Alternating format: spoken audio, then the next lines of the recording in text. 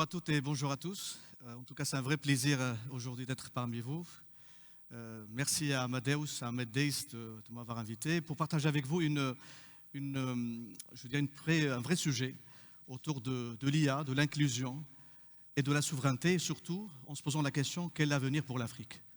Un continent qui nous est très cher, un continent dans lequel il y a beaucoup de talent, beaucoup d'espoir et dans lequel je souhaite partager avec vous des expériences concrètes à travers des réalisations dans le domaine de l'industrie, de la technologie et de l'intelligence artificielle.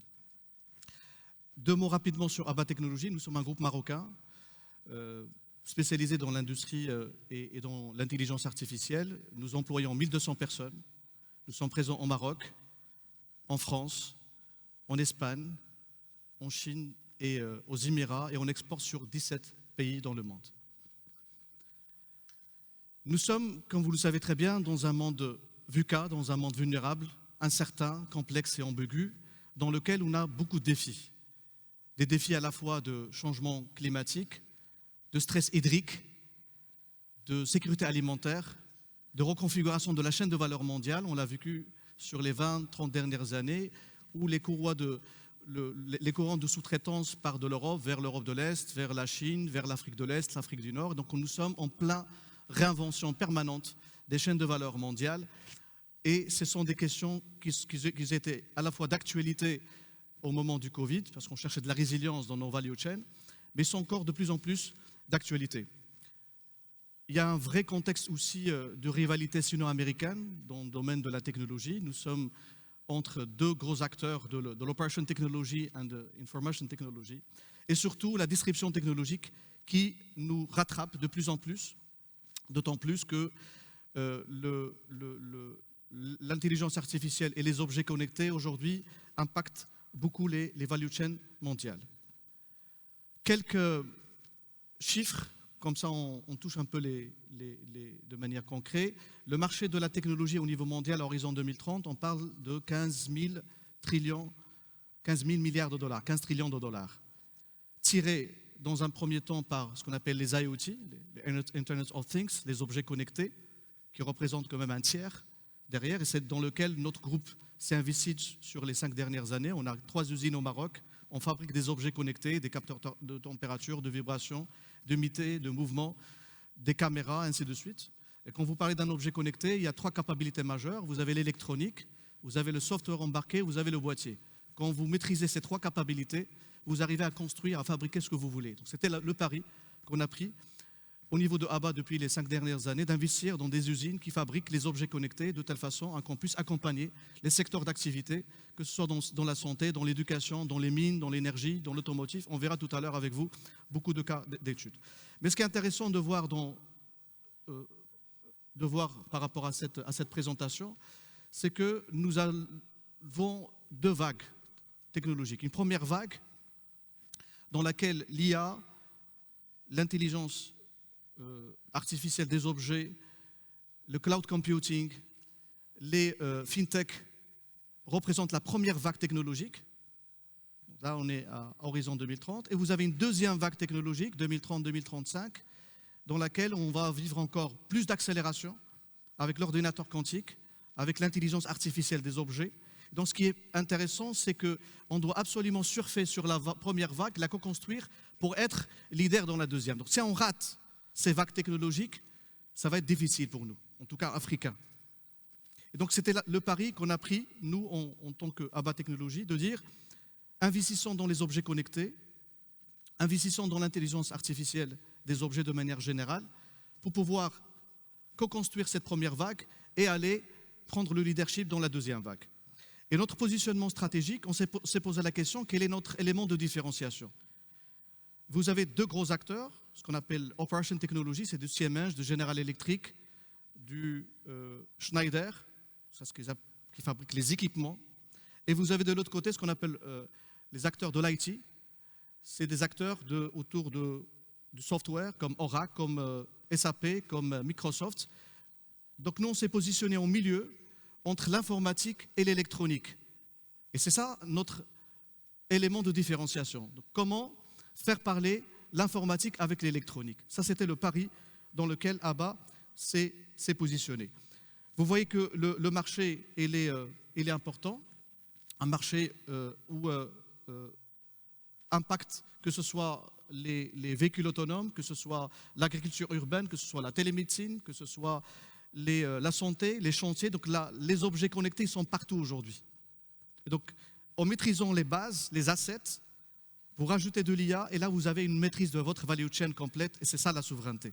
La souveraineté, c'est que cette maîtrise complète de votre chaîne de valeur. Bien sûr, chaque fois qu'on parlait de la technologie au Maroc ou la technologie dans le Sud, les gens ils disent « Ah, ce qu'on fabrique, est-ce que vous faites du montage? Est-ce que peut-être c'est des produits chinois que vous importez?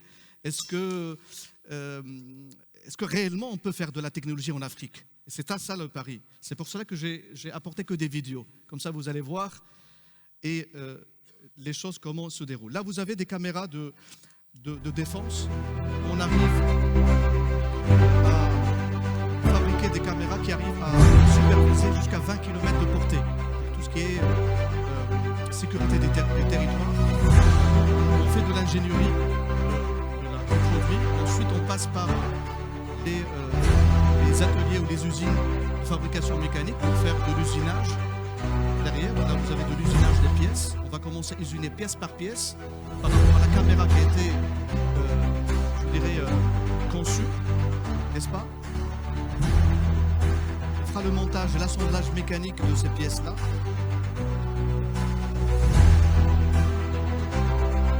Ensuite, on passera à l'ingénierie électronique pour pouvoir faire la conception des cartes électroniques.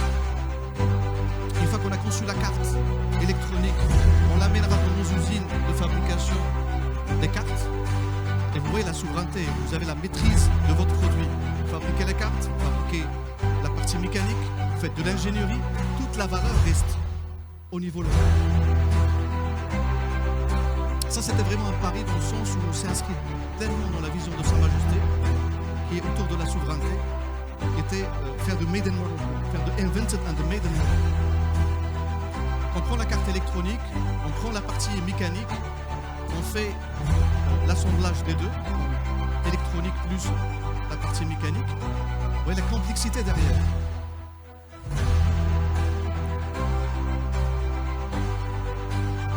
Vous avez des opérations de test.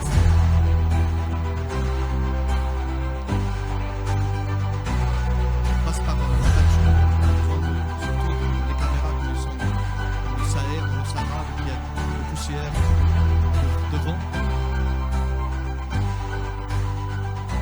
Il y a de la précision. Et là, vous avez 85% de la valeur du produit, il est local. C'était ça le pari. On a pris toutes les importations. On a essayé de faire de la substitution à l'import de telle façon qu'on puisse fabriquer localement ces produits qui sont des produits à haute valeur ajoutée, des produits technologiques de haute valeur ajoutée. Ça va faire des tests d'électricité, de poussière, des tests de vibration. Il y a autant de normes à suivre.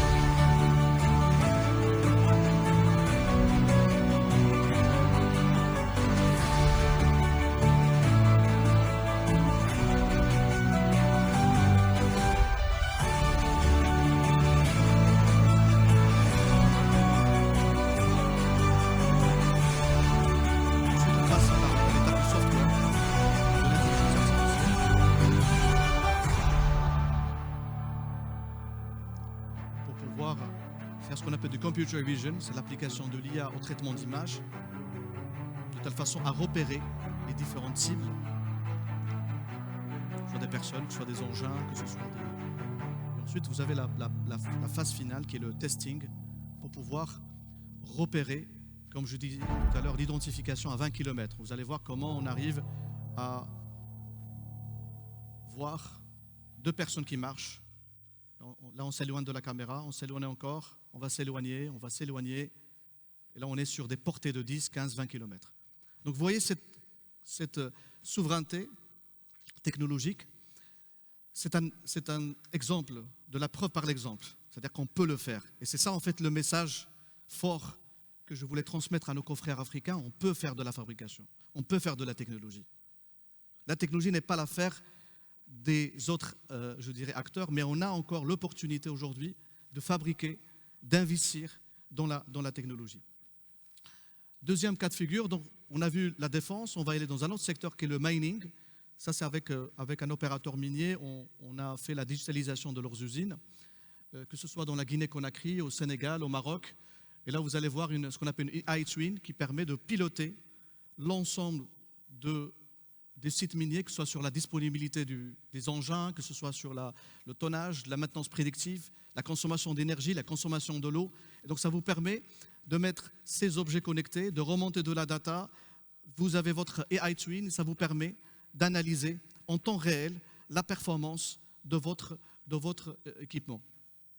Troisième cas de figure qui est très important, c'est la télémédecine. On a fabriqué des équipements de télémédecine au profit du rural, sur 100 localités au total, qui est un projet royal qui est porté par Sa Majesté Laye Nosro, qu'on a pu co-construire avec le ministère de la Santé et la Fondation, plus Mediot qui est notre filiale dans la partie santé. Vous allez voir derrière. On October 28, 2023, His Majesty King Mohammed VI presided over the launch ceremony for the Connected Mobile Medical Units program. This royal initiative, dedicated to providing healthcare access for populations in rural and remote areas, was established through a partnership between the Mohammed V Foundation for Solidarity, the Ministry of Health and Social Protection, and Media Technology. Together, they successfully deployed 100 connected mobile medical units across 9 regions, 50 provinces, and 100 localities, with a capacity to treat over 1.5 million patients annually. Each unit is staffed by 1 doctor, 2 nurses, and a welcoming host or hostess. The units are equipped with certified connected medical devices, allowing for both general consultations and specialized examinations.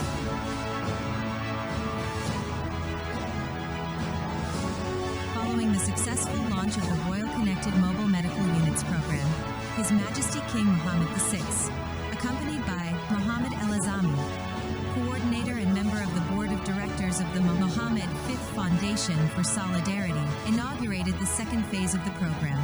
This new phase, guided by the insightful leadership of His Majesty, may God assist him, aims to further strengthen the national healthcare system in rural areas.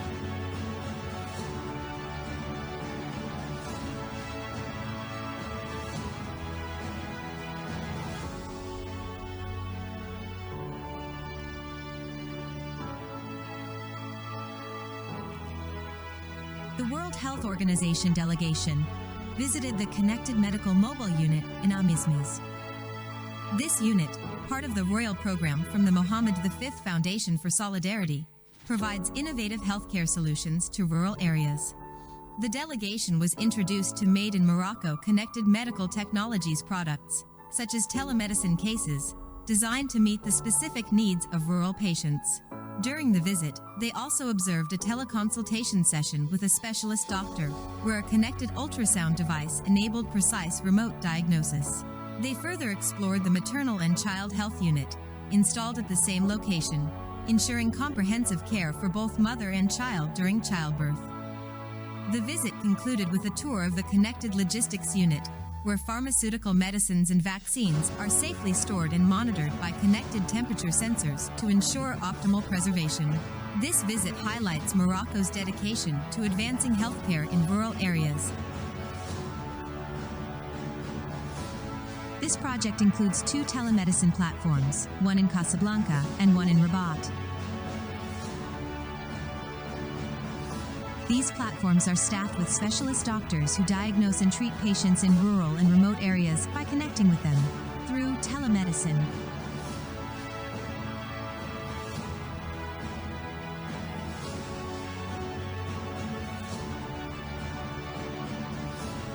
Mediot's control tower, dedicated to managing the cold chain for medicines and vaccines across all health centers in Morocco. The crucial role of this system was highlighted. Operating in partnership with the Ministry of Health and Social Protection, the control tower ensures the tracking of medicine and vaccine quality during transportation and storage. It also enables rapid technical interventions to prevent damage to these vital resources.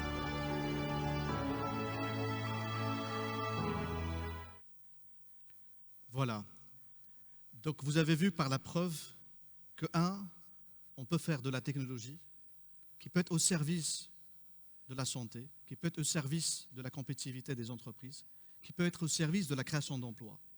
Et si on prend toutes nos importations, on fait de la substitution à l'import et on commence à fabriquer localement, on croit au talent, on croit, je dirais, à l'industrie locale, on croit à la recherche et développement, on peut faire des impacts importants. En arrivant à ça, on s'est dit, très bien, après, il faut arriver à une taille critique de 1200 personnes, présents sur plusieurs, je dirais, pays. Quel est notre engagement aussi vis-à-vis notre communauté?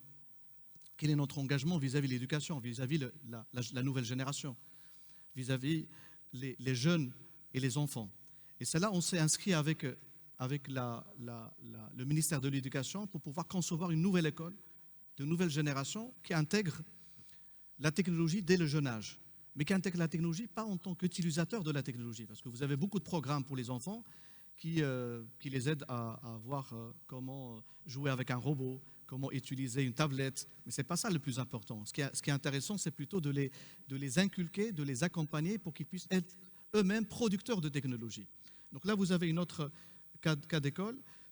On a pris certaines classes dans les écoles pionnières, dans le collège et dans le primaire, sur à peu près 1000 élèves, pour pouvoir,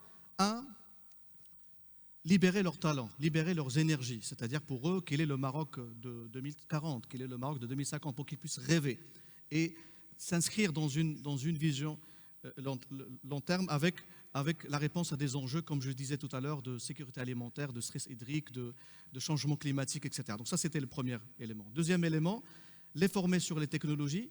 Et ces technologies-là, pour pouvoir résoudre ces problèmes-là, la technologie doit être au service de l'humanité et pas le contraire. Et ça, c'est un vrai sujet, un vrai débat qu'on a eu hier l'occasion avec le directeur de l'Institut à Rwanda, quid de l'avenir de l'humanité face à l'IA.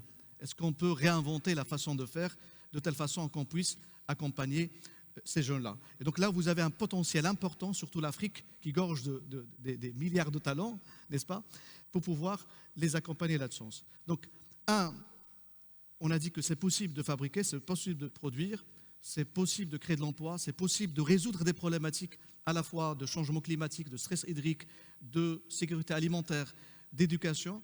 Et vraiment, je dirais, l'inspiration pour nous de Ava Technologies, c'est notre souverain qui a toujours été un éclaireur d'une Afrique inclusive et souveraine, suite à, je dirais, à son discours en 2016, quand le Maroc a rejoint de nouveau sa maison qui est l'Union africaine, où il parlait de l'Afrique doit faire confiance à l'Afrique. Donc, Sa Majesté, je vais citer son discours qui parlait que le Maroc aujourd'hui appelle un nouveau modèle de développement capable de réduire les inégalités et de placer le citoyen au cœur de toute action publique, c'est-à-dire qu'on doit réinventer des modèles, on doit imaginer de nouvelles façons de faire, et sous son impulsion, il appelle à que l'Afrique doit faire confiance à l'Afrique, et donc ça c'est important qu'on arrive à nouer des partenariats entre pays africains, et Amadeus est je dirais, locomotive, est une jointe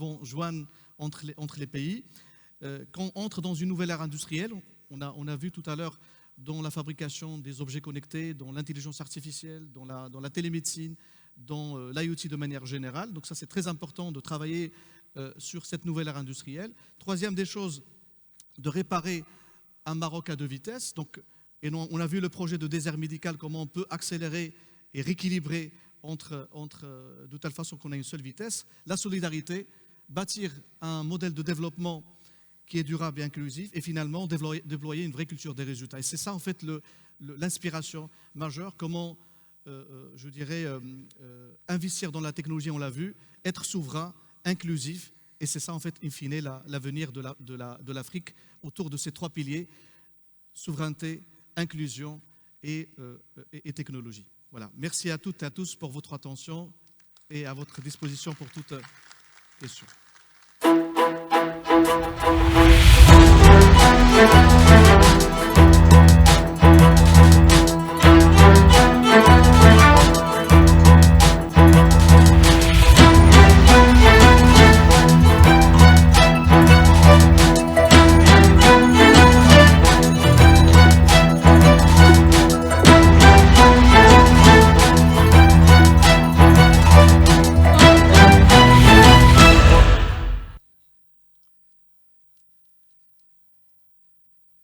vous avez des questions? Est-ce qu'il y a des commentaires? Est-ce qu'il y a des rajouts, des suggestions?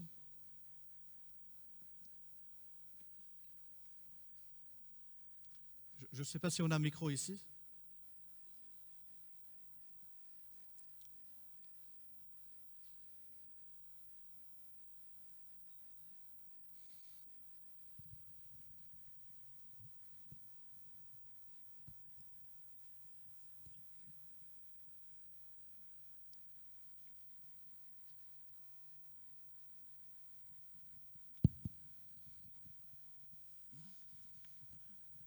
Ok, bonjour, merci beaucoup pour votre présentation. Moi, c'est Adebayor Neton, étudiant à Super H. D'abord, avant de commencer, étudiant dans à Super H, en intelligence Super, artificielle. ok, très bien. Je suis en Master 1 en intelligence artificielle à Super H. Avant de commencer, avant de poser ma question, je vais d'abord remercier mon école qui m'a donné l'opportunité de participer à Mid-Days, à la 17e édition.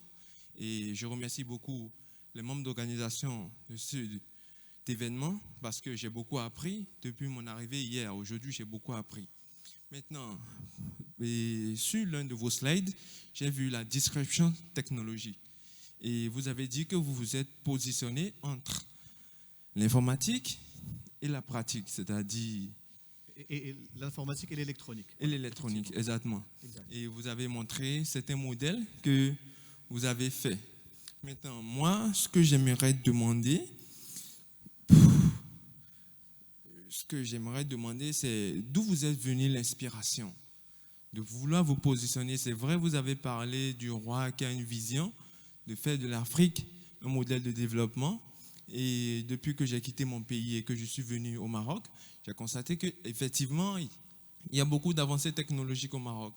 Maintenant, j'aimerais vous demander d'où vous êtes venue cette inspiration, parce qu'il y a beaucoup d'entrepreneurs ici au Maroc. Et j'aimerais vous demander, c'est vrai, vous avez eu l'inspiration, vous vous êtes lancé et vous avez développé quelque chose qui est aujourd'hui un peu partout dans le monde.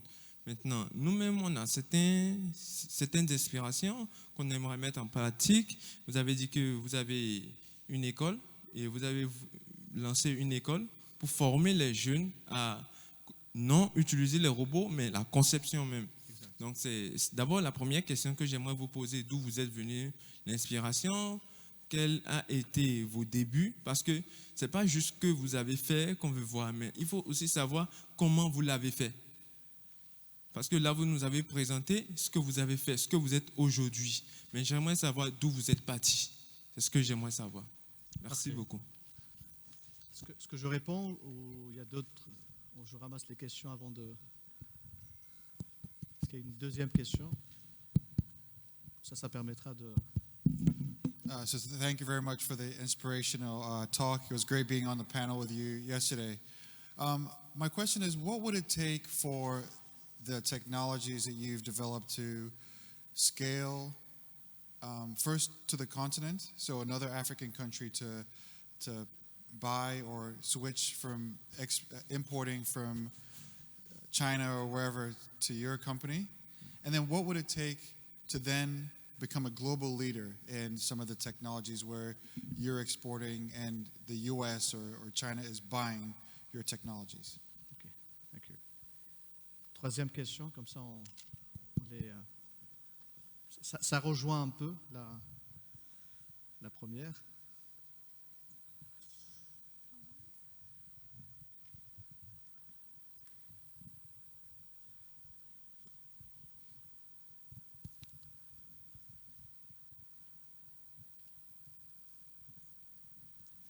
C'est bon? Parfait. Écoutez, avant de se lancer, déjà il y a un parcours d'expérience professionnelle. C'est-à-dire au départ, on ne vient pas, effectivement, on peut être des sorties d'école, faire notre entreprise, mais en tout cas, ce n'était pas le cas pour moi. Moi, j'ai démarré ma carrière en 99, donc ça fait maintenant 26 ans, n'est-ce pas?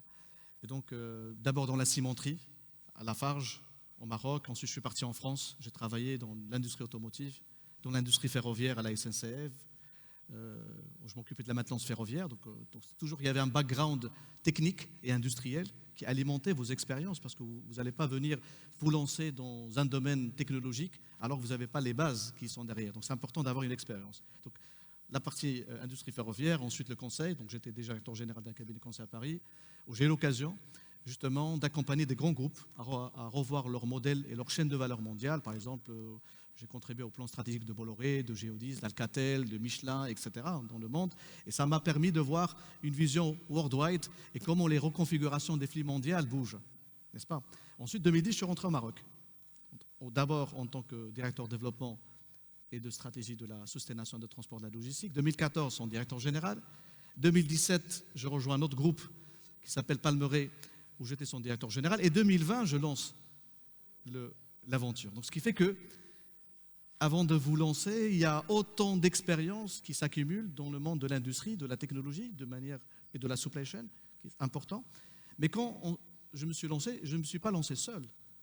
Je me suis lancé aussi avec mon cofondateur. On est 2 cofondateurs. Il y a Yassine Abbouch, qui est le fondateur, qui est l'électrolysien. Souvent, lui, il caricature, c'est lui la technologie, et moi, c'est Abba. Donc, en fait, et donc avec Yassine, qui est passionné par l'électronique, moi, je suis passionné par la technologie, on a essayé de se compléter. Au départ, il faisait de l'ingénierie électronique. Donc moi, j'arrive avec mon expérience industrielle et je lui posais la question, pourquoi faire de l'ingénierie électronique? L'ingénierie, c'est 1 euro. La fabrication d'une carte, c'est 10 euros. La fabrication d'un équipement, c'est 100 euros. Et donc là, on est parti directement vers la fabrication des équipements, n'est-ce pas? Après, on s'est posé la question, dans ce domaine-là des objets connectés, quel sera notre élément de différenciation? Si de l'autre côté, vous avez, comme je vous expliquais tout à l'heure, les Schneider, les General Electric, les Siemens qui sont dans Operation Technology, qui sont dans l'équipement. Vous avez de l'autre côté les acteurs du software. Nous, on s'est positionné entre l'informatique et l'électronique. Et c'est comme ça qu'on a pu trouver notre élément de différenciation. Et chaque fois qu'on est face à des clients partenaires, on arrive à se différencier par ce positionnement stratégique. Parce que c'est important, lorsqu'on souhaite être leader sur un marché ou être précurseur, il faut être différent des uns et des autres, parce que sinon on va être suiveur. Et donc là-dessus, on ne va pas vraiment avoir un vrai modèle économique qui peut être durable et sustainable dans le temps. Donc ça, c'est vraiment, j'essaie d'être un peu synthétique là-dessus. Et bien sûr, au fur et à mesure, on est parti de 40 personnes, ensuite de 100 personnes, de 2000, Charles, à 2000 bientôt, dont 500 jusqu'à aujourd'hui, on est 1200 personnes. Et cette trajectoire-là n'a pas été faite sans les hommes et les femmes qui nous ont accompagnés. On a cherché de l'expertise. Chaque fois qu'on est parti s'introduire sur un secteur d'activité, on s'entourait avec des équipes, des experts dans leur domaine, soit des experts dans la médecine, soit des experts dans la technologie, soit des experts dans la supply chain, soit des experts dans l'IoT, soit des experts dans l'IT, soit des experts dans les relations humaines et les sciences humaines et la sociologie. Et c'est comme ça que, petit à petit, on a formé cette équipe-là qui a grandi et qu'aujourd'hui, elle est ce qu'elle est comme un bon début. Je ne dis pas qu'on a encore réussi, il faut encore attendre encore 20 ans, 30 ans. Peut-être en 2050, on fera par la suite le bilan. Mais c'est un bon début. C'est un bon début de montrer que la partie, je dirais, technologique, on peut la faire au Maroc. Maintenant, sur la partie skills, ça c'est très important, sur la partie compétences. Dans le recrutement chez Abba, on ne croit pas au diplôme, du tout. C'est-à-dire, on recrute des personnes qui sont passionnées par ce qu'ils font. Passionnées par ce qu'ils font, on ne voit pas est-ce qu'il a fait de la faculté, ou il a fait peut-être l'école d'ingénieur, ou soit peut-être il n'a pas fini ses études, soit il est venu de l'OFPPT, soit il est venu d'une école, je dirais, de professionnelle. Mais on prend les personnes qui sont passionnées par ce qu'ils font, on leur donne un environnement avec des valeurs. Première valeur, c'est l'humilité. Il faut qu'on soit proche du terrain, proche je dirais, de nos collaborateurs, toujours à l'écoute, toujours dans la remise en cause. Le deuxième élément qui est très important comme un élément de valeur, c'est la pluridisciplinarité. C'est-à-dire aujourd'hui, de plus en plus, quand vous fabriquez, on l'a vu tout à l'heure, un équipement médical, vous avez derrière de l'ingénierie biomédicale, vous avez du hardware, du software, de l'IA, vous avez des médecins spécialistes, vous avez des généralistes, etc. Donc c'est une équipe pluridisciplinaire qui va venir imaginer et concevoir un produit. On ne conçoit pas un produit tout seul. On travaille vraiment dans une équipe pluridisciplinaire. Et d'ailleurs, on a parlé hier sur cette logique de la pluridisciplinarité. C'est ce qui permettra aujourd'hui de préserver l'humain face à l'IA. Parce que l'IA, aujourd'hui, il remplace tout ce qui est spécialisé. Donc, dès que vous êtes un spécialiste, donc c'est-à-dire que c'est répétitif, vous avez votre mode opératoire, vous êtes modélisable, on peut faire un modèle pour vous remplacer. Lorsqu'on a des tâches au niveau de l'usine, on remplace par des robots. Donc, malheureusement, les robots remplacent la main-d'œuvre. L'IA remplace aujourd'hui les cadres, alors que les cadres, ils étaient épargnés il y a peut-être 15 ans ou 10 ans du chômage. Aujourd'hui, il y a un enjeu, il y a des problématiques majeures. Et donc, ce qui fait que la pluridisciplinarité permet de vous donner de la hauteur. C'est-à-dire qu'il faut même qu'on réinvente l'université en n'ayant pas des ingénieurs, mais des ingénieux, des profils qui arrivent à gérer la complexité, en introduisant encore la sociologie, la philosophie, la psychologie, pour pouvoir nourrir les sciences dures avec les sciences sociales et les faire, je dirais, combiner de telle façon à aider les profils de demain à se poser les bonnes questions. Parce que vous voyez toujours dans notre façon d'enseigner dans les écoles d'ingénieurs, on parle problem solving. Mais ce n'est pas le problem solving, ce n'est pas la résolution des problèmes, mais problem formulating. C'est comment je dois formuler la problématique. Et malheureusement, on a perdu cette partie-là. C'est-à-dire comment formuler les problèmes. En se posant les bonnes questions, on arrivera justement à accompagner cette nouvelle génération. Donc, oui, l'université doit se réinventer de manière profonde, l'organisation de manière générale encore de manière profonde, et en jouant sur ces valeurs, en jouant sur la pluridisciplinarité, en jouant sur le hard work, c'est-à-dire qu'il faut vraiment revenir aux basiques, il faut travailler dur. C'est-à-dire aujourd'hui, il ne faut pas aller vers la facilité, il faut travailler dur. Lorsqu'on lance une activité, même lorsqu'on est salarié et on veut apprendre, il faut sacrifier. C'est aussi beaucoup de sacrifices. Vous n'allez pas voir vos enfants, vous n'allez pas voir votre famille, vous allez travailler dur derrière. Donc le travail, on doit replacer le travail, même si il y a je finis avec ça, mais il y a 2-3 jours, Elon Musk qui parlait de l'avenir de l'humanité, s'il n'y aura pas de travail, vous allez être heureux. Et bon, pour moi, c'est une arnaque parce que c'est pour vendre plus de robots et plus de l'IA. C'est tout. Mais je pense le travail, il est important. Il faut qu'on se concentre là-dessus et on accompagne notre nouvelle génération à croire davantage en elle-même, d'être audacieux, de prendre de risques et de penser différemment. Voilà. Merci à toutes et à tous pour votre attention. Merci.